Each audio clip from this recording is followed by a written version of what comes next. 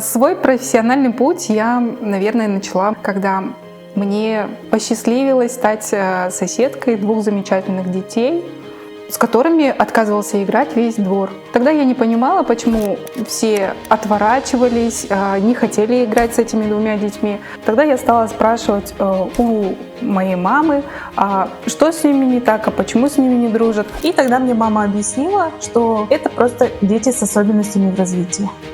Была раздосадована тем, что если кто-то от кого-то, от других, от основной массы детей отличается, то он становится изгоем для этой среды. Я сейчас работаю в фонде Булата Утимуратова. В нем я начала свою профессиональную деятельность еще в 2015 году при открытии первого аутизм-центра.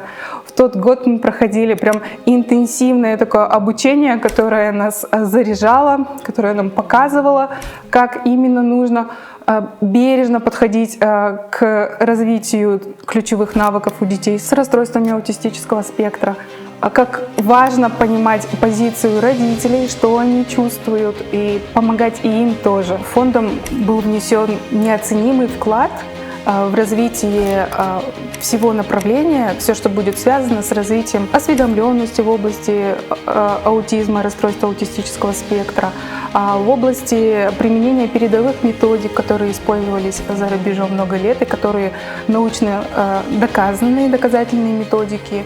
Например, диагностика. В диагностической службе в аутизм-центрах применяется АДЭС-2, который является золотым стандартом диагностирования аутизма, признанным во всем мире. Когда я в декрете находилась, я очень много применяла все эти методики на своем ребенке.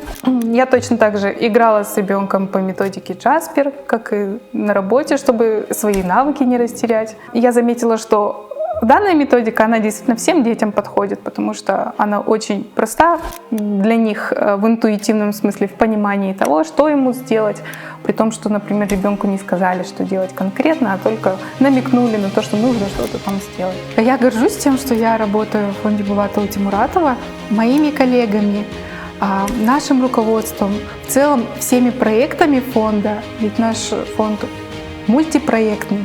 На самом деле стольким семьям, стольким людям продолжает помогать и по сей день фонд.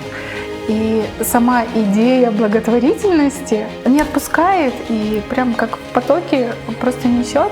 И каждый раз всегда появляются какие-то новые идеи, а как еще мы можем быть полезными нашему обществу.